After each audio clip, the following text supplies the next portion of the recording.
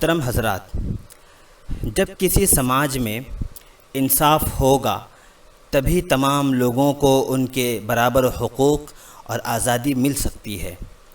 ہندوستانی آئین میں سماجی انصاف کے لیے ایک واضح نظریہ موجود ہے، لیکن سرکار اور اس کی ذمہ داری لینے والے لوگ اس کو نافذ کرنے میں کوئی دلچسپی نہیں رکھتے ہیں۔ ہندوستان میں صدیوں سے موجود ذات پات اور اونچ نیچ کے نظام نے اس ملک کو بہت پیچھے کر دیا ہے۔ اس نظام کو ختم کرنے کے لیے ہندوستانی آئین نے جو لوگوں کو سماجی اور مالی برابری دی ہے، اسے نافذ کرنے کے لیے اجتماعی کوشش کی ضرورت ہے۔ ذات پات بھید بھاؤ ملک کے لیے بہت زیادہ نقصان اور خطرناک چیز ہے۔ آج تک ہندوستان اس ذات پات کے نظریے سے چھٹکارا نہیں پا سکا، اسی لیے ابھی تک ہندوستانی سماج میں انصاف قائم نہ ہو سکا۔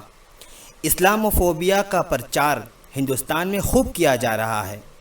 خود ہندوستانی حکومت نے اسے سماج اور ملک میں پھیلانے کا بیڑا اپنے ذمے لے رکھا ہے۔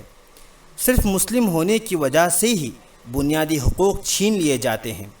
یہ کسی سے ڈھکی چھپی بات نہیں ہے، بلکہ ملک کے تمام انصاف پسند شہریوں کا یہی ماننا ہے۔